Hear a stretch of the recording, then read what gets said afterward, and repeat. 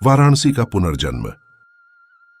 यह कथा द्वापर युग की है, जब भगवान श्री कृष्ण के सुदर्शन चक्र ने काशी को जलाकर राख कर दिया था। बाद में यह वाराणसी के नाम से प्रसिद्ध हुआ। यह कथा इस प्रकार है।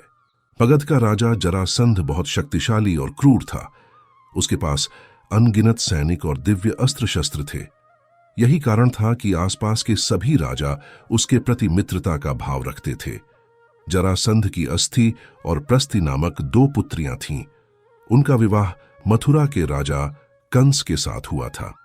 कंस अत्यंत पापी और दुष्ट राजा था। प्रजा को उसके अत्याचारों से बचाने के लिए भगवान श्री कृष्ण ने उसका वध कर दिया। दामाद की मृत्यु की खबर सुनकर जरासंध क्रोधित हो उठा। प्रतिशोध की ज्वाला में जलते जरासंध ने कई बार मथुरा पर आक्रमण किया, किंतु हर बार श्री कृष्ण उसे पराजित कर जीवित छोड़ देते थे। एक बार उसने कलिंगराज पौंड्रक और काशीराज के साथ मिलकर मथुरा पर आक्रमण किया, लेकिन भगवान श्री कृष्ण ने उन्हें भी पराजित कर दिया। जरासंध तो भाग निकला, किंतु पौंड्रक और काशीराज भगवान के हाथों मारे गए।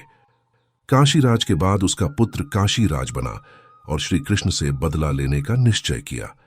वह श्री कृष्ण की शक्ति जानता था, इसलिए उसने कठिन तपस्या कर भगवान शिव को प्रसन्न किया और उन्हें समाप्त करने का वर मांगा। भगवान शिव ने उसे कोई अन्य वर मांगने को कहा, किंतु वह अपनी मांग पर अड़ा रहा। तब शिव ने मंत्रों से एक भयंकर कृत्या बनाई और उसे देते हुए बोले, वत्स, तुम इसे जिस दिशा में जाने का आदेश दोगे, यह उसी दिशा में स्थित राज्य को जलाकर राख कर देगी। लेकिन ध्यान रखना, इसका प्रयोग किसी ब्राह्मण भक्त पर मत करना, वरना इसका प्रभाव निष्फल हो जाएगा। यह कहकर भगवान शिव अंतर्धान हो गए।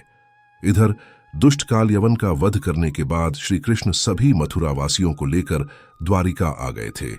काशीराज ने श्री कृष्ण का वध करने के लिए कृत्या को द्वारिका की ओर भेजा। काशीराज को यह ज्ञान नहीं था कि भगवान श्री कृष्ण ब्राह्मण भक्त हैं, इसलिए द्वारिका पहुंचकर भी कृत्या उनका कुछ अहित न कर पाई। उल्टे श्री कृष्ण ने अपना सुदर्शन चक्र उसकी ओर चला दिया। सुदर्शन भयंकर अग्नि उगलते हुए कृत्या की ओर झपटा। प्राण संकट में देख कृत्या भयभीत होकर काशी की ओर भागी। सुदर्शन चक्र भी उसका पीछा करने लगा। काशी पहुंचकर सुदर्शन ने कृत्या को भस्म कर दिया, किंतु फिर भी उसका क्रोध शांत नहीं हुआ और उसने काशी को भस्म कर दिया। कालांतर में वारा और असी नामक दो नदियों के मध्य यह नगर पुनः बसा। वारा और असी नदियों के मध्य बसे होने के कारण इस नगर का नाम वाराणसी पड़ गया। इस प्रकार काशी का वाराणसी के रूप में पुनर्जन्म हुआ।